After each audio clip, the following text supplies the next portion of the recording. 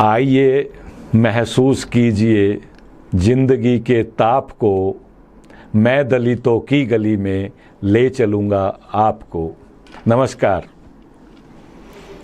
आप सब देख रहे हैं अपना बेहद पसंदीदा चैनल चेतना मंच।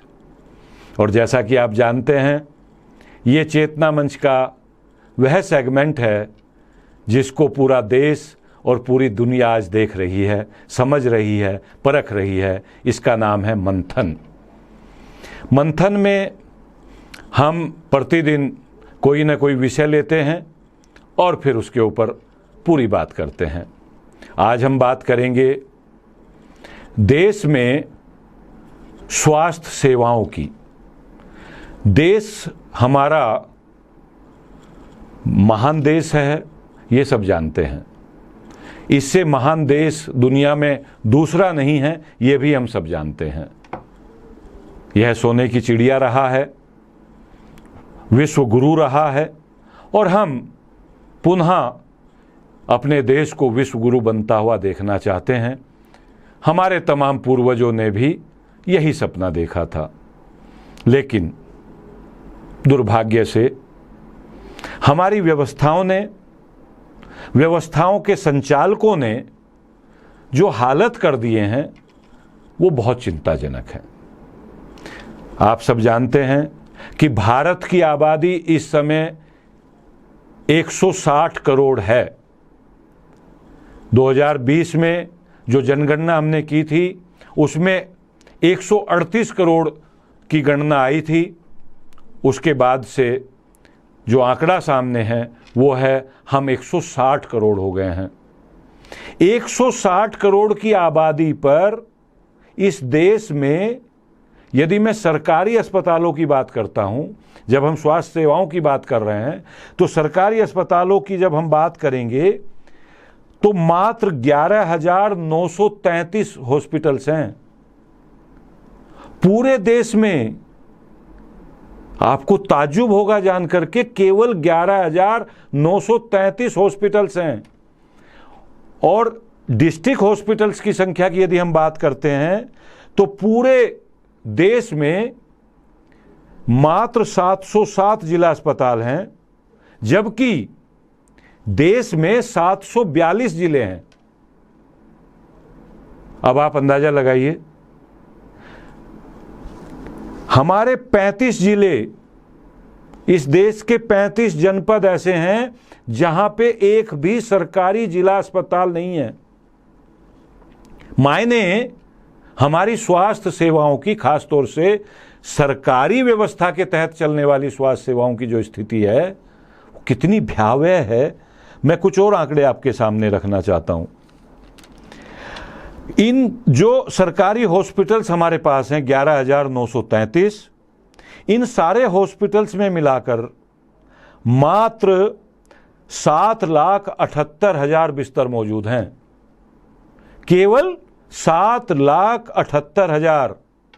और इसमें भी ग्रामीण क्षेत्र की जब हम बात करते हैं, 7.5 लाख गांव में केवल 1,60,000 बिस्तरों की व्यवस्था है।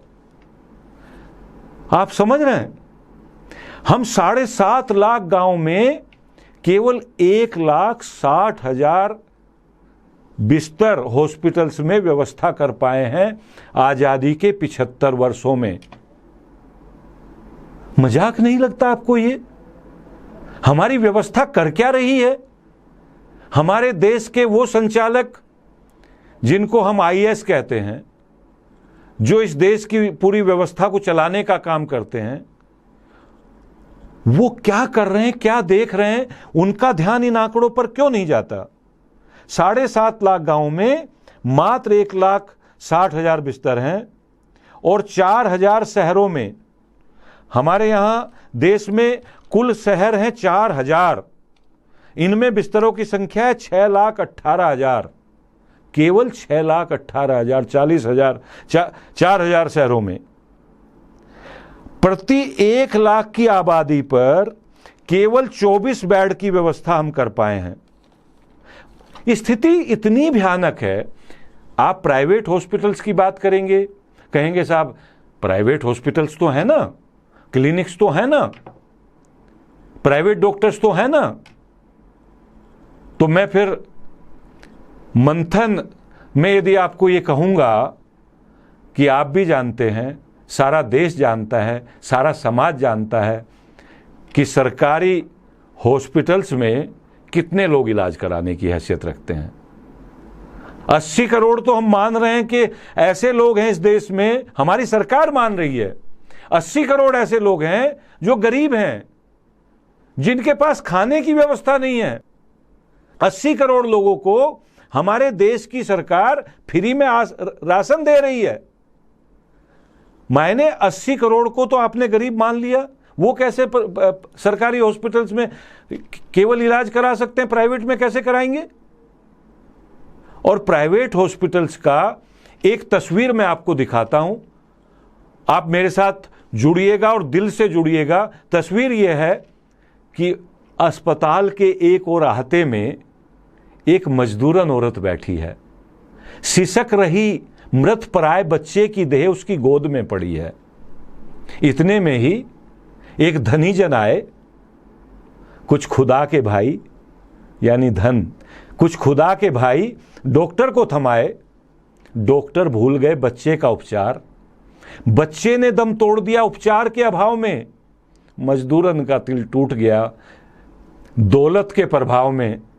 फिर वो कुछ यूं बयां कर रही थी अपने बच्चे की डेड बॉडी से, वो क्या कह रही है, फिर वो कुछ यूं बयां कर रही थी कि बस इतना सा झटका भी सह न पाया।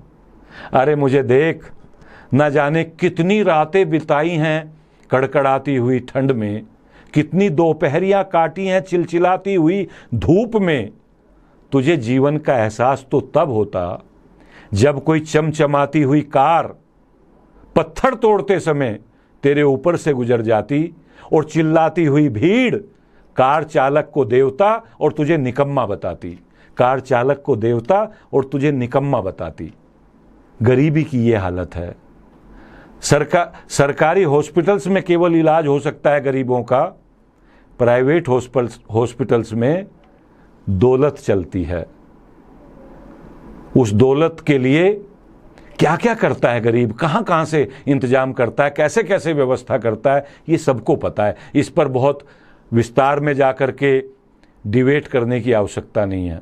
आज के मंथन का लबोलुबाब ये है, हम जो बात कर रहे हैं, बात ये है कि हमारे यहाँ सरकारी चिकित्सा सुविधाओं की जो हालत है इतनी खराब है। WHO ने, वर्ल्ड हेल्थ ऑर्गेनाइजेशन ने अनेक बार कहा कि भारत की स्वास्थ्य व्यवस्थाएं अप टू मार्क नहीं हैं, भारत की स्वास्थ्य सेवाएं उस स्तर की नहीं हैं जो हमने पैरामीटर्स बनाए हैं, जो हमने मापदंड निर्धारित किए हैं। WHO क्या कहता है? WHO कहता है कि 1000 की आबादी पर कम से कम एक बेड होना अनिवार्य है। ये WHO का मापदंड है। इसके हिसाब से कम हमें चाहिए 16 लाख बेड। 16 लाख बेड के विपरीत मैंने आपको बताया कि हमारे यहां मात्र 7,78,000 बेड की व्यवस्था उपलब्ध है। हम कर क्या रहे हैं? ये देश हेल्थ जैसे मूलभूत मुद्दे पर भी गंभीरता से अपनी आवश्यकताओं की पूर्ति यदि 75 वर्षों में नहीं कर पाया है तो हमें सोचना पड़ेगा, मंथन करते रहना पड़ेगा, विचार विमर्श करते रहना पड़ेगा। और इतना ही नहीं, हम सबको, आप जनता जनार्दन को खुलकर के बोलना पड़ेगा, सरकारों से अपनी बात को कहना पड़ेगा, उनसे बताना पड़ेगा कि हे सरकार जी, हम लोग गरीब जरूर हैं लेकिन इतने अंधे नहीं हैं कि हमें ये तक नहीं दिखाई देता कि कल को हमारे बच्चे, हमारे बूढ़े, हमारे जवान कोई बीमार हो जाएं तो हम सरकारी हॉस्पिटल में इलाज कैसे कराएंगे। गांव में प्राथमिक स्वास्थ्य केंद्र तक नहीं है। जिन गांव में प्राथमिक स्वास्थ्य केंद्र हैं भी, वो खुद ही बीमार हैं। उनकी इमारतें जर्जर हो गई हैं, डॉक्टर वहां आते नहीं हैं। कई सारे प्राथमिक स्वास्थ्य केंद्र तो हमने देखे हैं गांव के अंदर, उनमें या तो पशु बंध रहे हैं या उनमें पशुओं का गोबर एकत्र किया जा रहा है। हालात बहुत खराब हैं। तो बस आज इतना ही। अपना ध्यान रखिएगा, अपनों का ध्यान रखिएगा, आनंद से रहिएगा। नमस्कार।